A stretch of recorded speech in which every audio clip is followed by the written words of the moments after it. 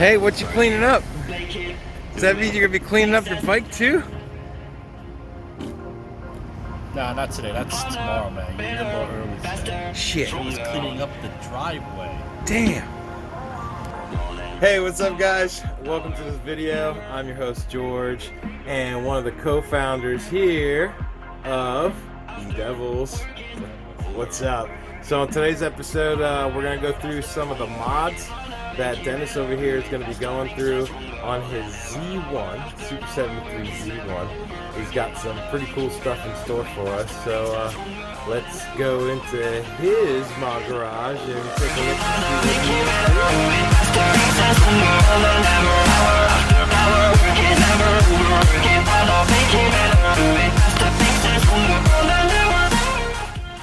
what Alright, Dennis, tell us what you got on the table, or what you're working on here, buddy.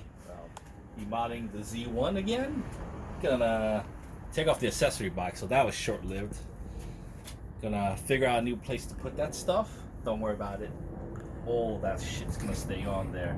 But first, I know I got a lot of parts in stock.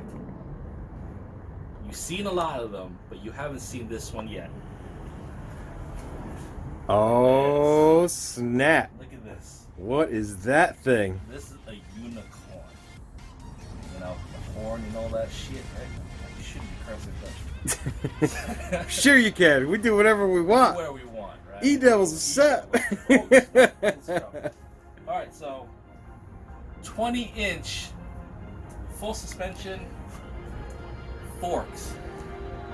Impossible to find on the internet. Super 73 don't even have these. Is that not that I know of?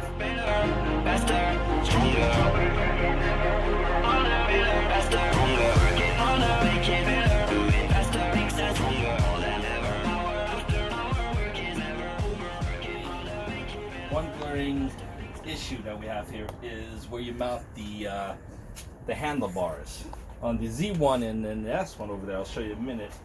You see that the top clamp is molded into the top triple tree, the top clamp for the triple tree over there. That is not going to fit here. Not a big issue. So what I end up getting is a mountain bike stem that sticks out a few inches out, so you'll be riding. So that's not necessarily the issue. You know, we got the stem, bolt up the handlebars to it, so that's not a big issue. Get the stem nut in there. Cool, so that sounds like a pretty easy fix. Yeah, pretty easy fix. Where is the issue? Well, two issues right now. First issue, most likely will be the brakes. So this is, I'm gonna call it your caliper carrier, right? Oh, not an issue. Never mind. I thought it was going to be an issue. So there you go, folks. You got universal disc brake mounts. So that'll be not an issue. So you can use your existing brakes on your Z1. Alright, so next issue. The biggest issue. The biggest issue. Biggest issue. This thing. That's a 15mm axle right there, people. We don't have a 15mm axle. Oh, man. Yeah. So that means we need a new wheel or a new hub that relates to the existing wheel. So what we need right now is a 142mm length hub. Left to right hub. 6-bolt, remember that. You don't want to get a, what's that thing called? The other brake. I'll get back to that one. And yeah, 6-bolt brakes. And it needs to be a 15mm through axle. So what we have on the bikes right now are not through axles. They're your standard axles. They're not even quick releases. Standard axles that, you know, you bolt up, 2 bolts, that's it. This comes out completely. I don't think I can get this out. This is bolted down. But as you can see, this comes So off. those are called the quick release axles. Well, no. These are not quick release axles. Quick release axles are, they have a lever that goes through, similar to a through axle. So that's called the through axle. This is a through axle, yes. Oh, okay. Axle. Quick release axle. Has that little lever when you twirl on, screw on them, you push it and it gives you compression to it. But this is a through axle. So we're taking a look at this through axle, Mm-hmm. and let's see how different it looks from the stock. So here's the through axle. Through axle. Then you got the pinch bolts. It's got these pinch bolts Yeah, there. so this thing all comes out. Unfortunately, stock axles. Basically, where's my wrench? You know, 2 wrench.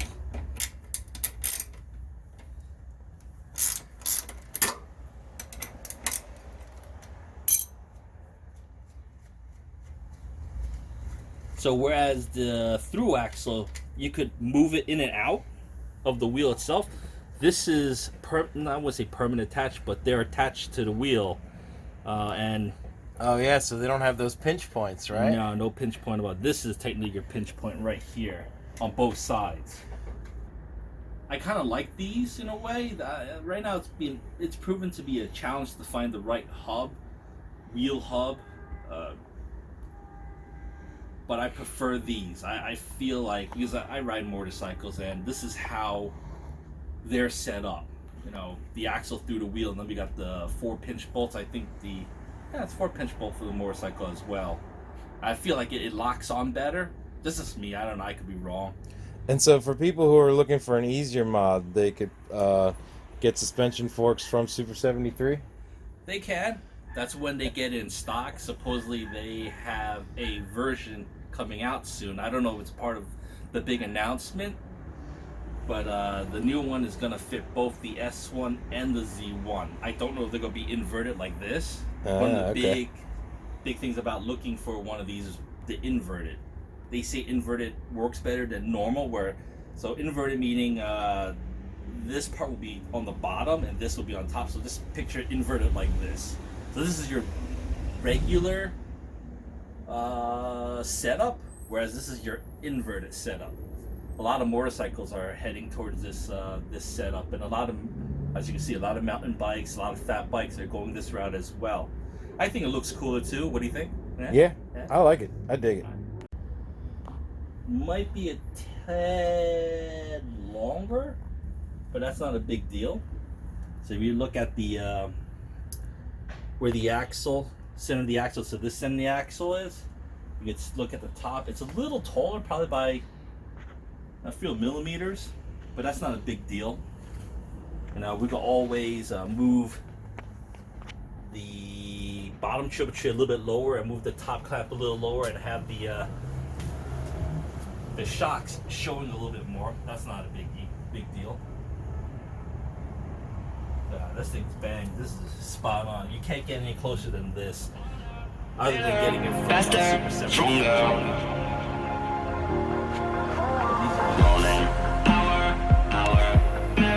Alright, brother, why don't you let us know exactly what you're going to be doing to this bike? What are your plans for modifications?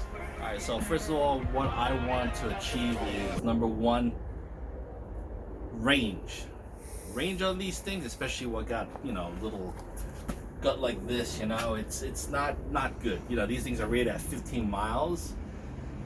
I don't think we get 15 miles, 10 realistically. So we got to baby the battery a lot of pedaling. So you would think by use a little bit of this, but no, I'm too lazy for that shit, right? So range, extending the range. And I'm sick and tired of riding in the back of the pack. As you guys in the group may already know and complain about waiting for us at every single light. It's like, oh, it must be those stupid, you know who you are, those stupid Z1s waiting for them. So we're looking to get at least 30, hopefully 30 miles per hour on this thing, Lot to shoot for. Hopefully we get there. Parts we're going to be using, first of all, controller from Grim Technologies. It's called their Phase Runner. Now a lot of people are accustomed to the controllers that are literally the size of this, or something like this long, right? On the Z1 it's kind of, skinny, long, not too tall. Right, because on the Z1 they're actually tucked away under the seat, which is a pretty long piece right through there. Yeah, not much room in there. I'm shocked they even found something like that. So that's like a Gen 1 controller. So Gen 1 is older technology. Then you got Gen 2, which is your sine wave controllers, which is really popular now. A lot of people are using them in the builds, but they're really, really big. They have a lot of sweet features on those as well. You got a lot of MOSFETs. MOSFET, from what I understand, draws a lot of heat out, cools it down. Bluetooth connectivity, which is kind of cool. You connect using your phone and tweak it, set the amperage, set your wattage, the whole 9 yards, So those are the two main ones that are out on market. Now the new ones that are out on market, made by this company called Grim Technology from Canada. It's called your Phase Runner. Now look how tiny this thing is. This thing is small. This thing's tiny, right? Look how nice these things are. That you can tell. Really. Wow. Why don't you hold your palm open and show us like how big it is compared to your hand size? Look at that thing. That is a tiny, tiny controller there. It's probably one of the smallest controllers on the market.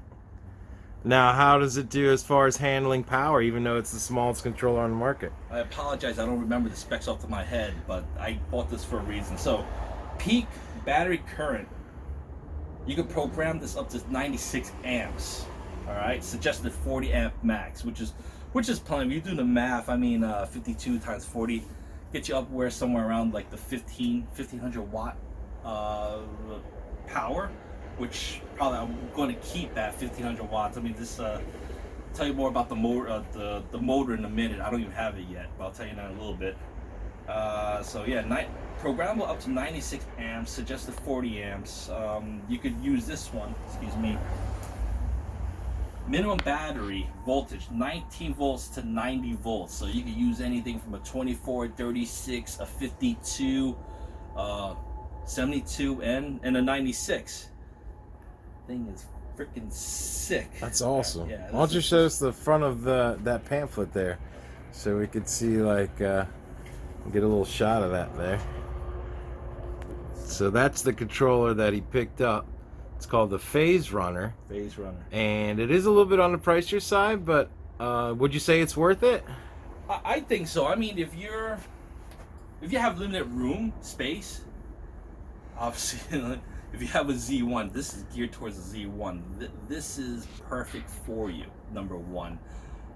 And now, what can that controller do for you? So let's say if somebody only buys that controller and doesn't buy anything else, would they be able to use their existing throttle? Would they be able to go faster on their bike?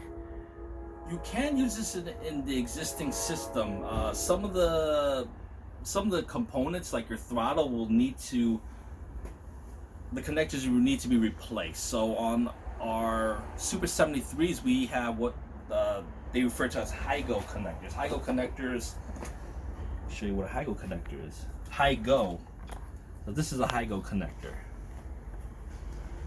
So these are the little guys that get connected up to and they go together like that, they get connected to your brake levers. Then the brake lever would send a signal to your motor in order to cut off, or they also get connected to your controller, which is.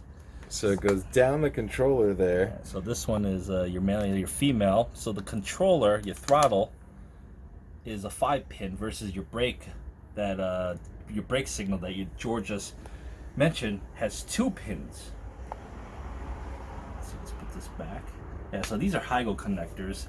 So what you would have to do is either solder on some HiGo connectors to that, or change your HiGo connectors to the connectors that are on this sine wave controller.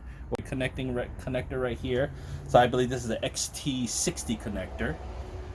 And shit, I forgot what this one is. But these are common outside of Super 73. So this thing, You get your hall sensor for your motor. So this goes to your motor also. I'm sorry. So this is your 3 phases right here. Hall sensor from the motor as well. Your throttle connector. There's some hidden wires. Oh, nice. So they're actually labeled off for you too, right? Very. This is trick, man. And this thing right here, this is gonna be awesome. This goes to what they call the cycle analyst. In my opinion, it's not the most prettiest display out there, but it gives you a nice overview on how well your bike is performing. Believe it or not, it gives you the amps you're drawing at any particular moment, your battery voltage, obviously, and it gives you accurate reading of your battery voltage. So it's not like a bar where you see green and then it goes a little slightly yellow, and goes down to red when you're out of battery. So this one gives you actually a physical number. So are you limited on the display you can use? No, or you can use any display, you would say, or is it? I don't think you can use any other display on this. Oh, okay. You don't need to use a display on this. Oh, so that one's will go USB through your phone, or can you connect that to your laptop? So yes, you can connect this to your laptop using a different connector. This thing right here. So it looks like a phono plug, like something, a headphone jack. This is not it. I'm just showing what it looks like. But it goes into a USB cable that you plug into your computer, so you can program it. So that thing is programmable. You can program what, top speed, or what would be programmable? Well, I don't think you can look at speed. So speed is very relative in this terms. Okay. I think you may want to refer to it as like programming the power, how much you're putting into it. So mention like your hubs, how much wattage they are. On the Z1 right now, we're rated at 500, right? But we have seen instances of people running at 1,000. So you're putting a little bit more amps to it, or upping the voltage, like 48 volts. So right now the stock Z1 is what, a 500 watt motor with a 1,000 watt peak? Supposedly. Okay. Supposedly. We haven't tried it, and it's not really worth it, especially with the controller. And I probably wouldn't even try to even attempt it with that hub, because there's a lot of unknowns. So one of the things you pointed out was like this thing is programmable, but to program this you need a lot of values. One of the major values is what they call the kV, watts per RPM. So every RPM you could calculate how many volts you're using. In theory, I could do that with a multimeter. I'm lazy. So I don't feel like doing it. In theory, could you program, if this is a 500 watt motor that has a 1,000 watt peak, would you be able to program it to run at 750 watts? In theory, you can. Okay. Yeah, cool. It's a juggling. I mean, with this one, definitely you can. I mean, you could get Gen 1s, even Gen 2s. Gen 2s, obviously you can. You can program it, but they're honking big. With the smaller ones, the Gen 1s, yeah, you can. You just get the right one. I think right now, sorry, Super 73 loyalists out there, as much as I love this bike, gotta call it for what it is. It's not an S1. It's not an OG. It will never be any of those, with its existing components. So that's why I'm going the extreme, with buying the Phase Runner. Right, but that's because of its price point as well, right? So it's about half the cost of what an S1 would be. Yeah. And about a third, S1. a third of a cost than what an OG would be, roughly. Sure. Plus, there's a purchase code about if you want to purchase it through Philip Hackey, and you don't have the option of Prime Day. What's that $100 off purchase code? Kelvin something. I don't know. Was it Kelvin something? Just tell them Kelvin sent you for that $100 bucks off.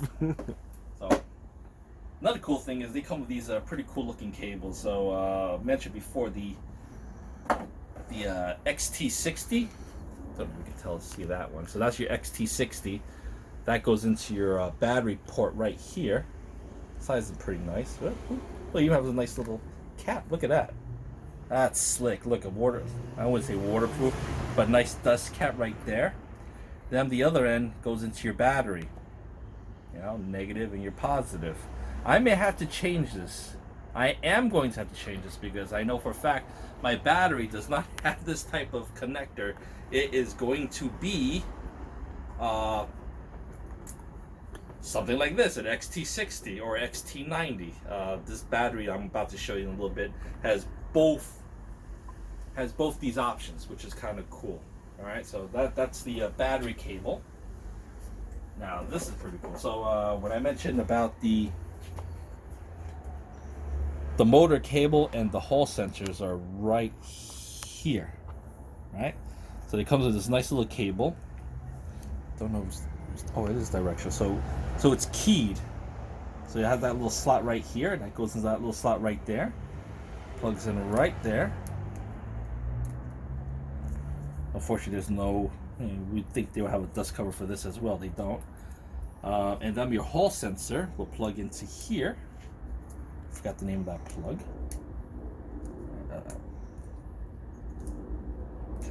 You get the idea. Cool. And this end will go into your hub motor, the different phases. So you got your blue, yellow, and green. And then your Hall sensor right there. Your motor will go right here. So I got the short. So they have a short and a long cable. They also sell these if you're running like a Bafang motor or a Bafang setup. They use a lot of Hygo connectors. So this will come with Hygo connectors. Now you'll be saying like, why didn't you get the Hygo connectors? The motor that I'm getting does not have Hygo connectors. That's why I did not get a Hygo connector.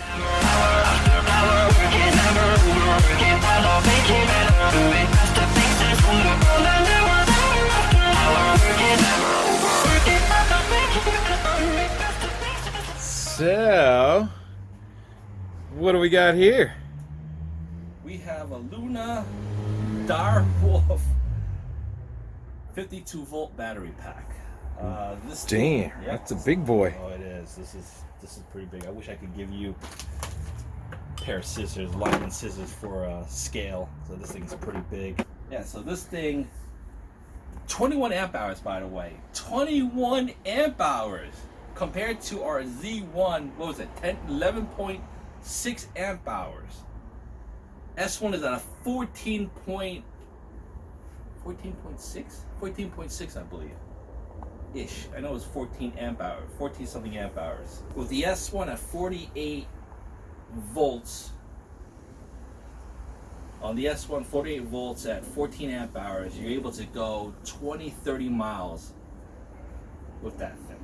On the Z1, 36 volts, 500 watt motor with an 11.6 amp hour battery, you're only getting 10 miles. So this sucker, in theory, 52 volts, 21 amp hours. If we're running this at 15 watts, how many miles do you think with this thing? Maybe not miles. Maybe we'll get there quick though, right?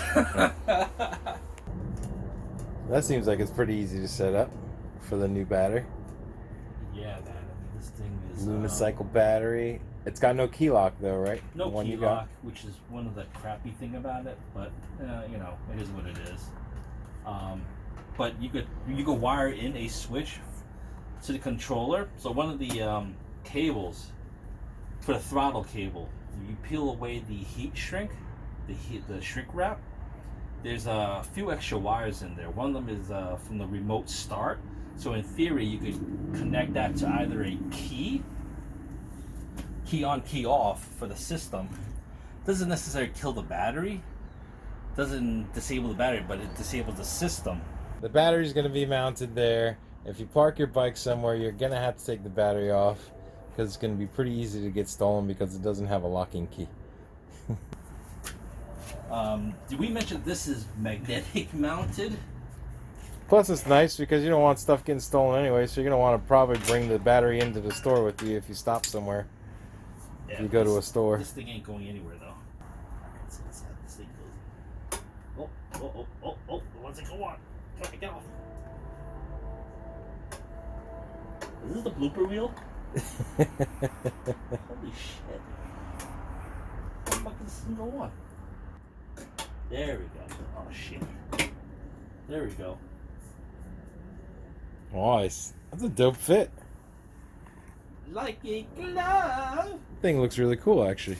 So if you have doubt whether or not it fits your bike, print out a template from their website with Luna Cycle USA.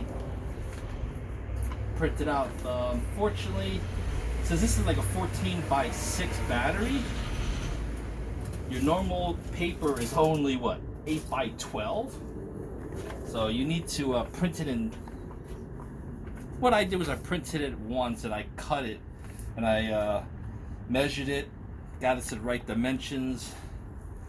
If you don't know if your bike can handle it, I would strongly suggest you print out this first prior to buying the battery, because if you buy it, it doesn't fit. It's not like it's the easiest thing to send back, because you have restrictions for shipping batteries, you know. Oh, so you're saying for other bicycle types? Yes. Yes. Gotcha. Well, yeah, for this guy, obviously now you know, you've seen it here first. It's gonna work. Plenty of room to spare. This thing is freaking what they call dialed in the BMX world. So it's there. Oh yeah, it's a lot heavier. Add a little bit of weight. Oh yeah, it's a lot heavier. But now your battery weight's going to be centered lower. And that's going to be a little bit better, and you're going to go towards the front, so it's not under the weight of your body on the back wheel. Yeah, so that suspension fork is going to help out much once I figure out where to get the parts from.